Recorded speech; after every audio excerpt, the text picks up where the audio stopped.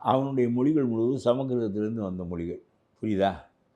விந்தியத்துக்கு வடக்கே உள்ள எல்லா மொழிகளும், அஸ்ஸாமா இருக்கட்டும், ஒரியாவா இருக்கட்டும், வங்காளமா இருக்கட்டும், எல்லாத்துக்கும் அடித்தளம் வந்து சமஸ்கிருதம்.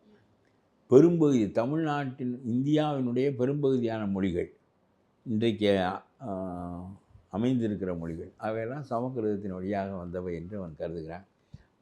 அவனுக்கு சொந்த மதம் கிடையாது.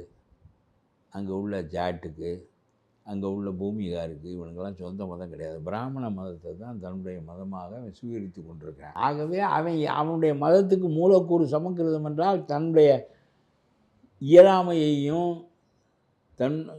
நம்ம மொழி அவ்வளவு சக்தியற்று இருக்கிறதே என்றெல்லாம், நம்ம மொழி அதிலிருந்து வந்தது. ஆகவே மூல மொழி சமஸ்கிருதம். நீ திராவிட மொழிகளுக்கு ஒதுக்குறதுக்கு நீ திராவிட இன உணர்வே உண்டாக்கலையே. இன உணர்வை உண்டாக்கியிருக்கிறாயா? நீ எங்களுடைய திராவிட மொழிகள் சிறந்தவை, 5 மொழிகளுக்கும் ஆகுங்க என்றால், தமிழிலிருந்து கன்னடம் வந்தது என்றால் ஒருத்தன் புரியாமல் பேசுகிறான் ஒரு முதலமைச்சர். அதெல்லாம் கிடையாது அப்படின்னு. அப்புறம் சமஸ்கிருதத்துலேருந்து வந்துடுவேன்னா சொல்லு. நீ உன்னுடைய தமிழ்நாட்டை தாண்டி ஒரு இடத்துல உனக்கு கொள்கை செல்வாக்கோ கருத்து செல்வாக்கோ இல்லையே.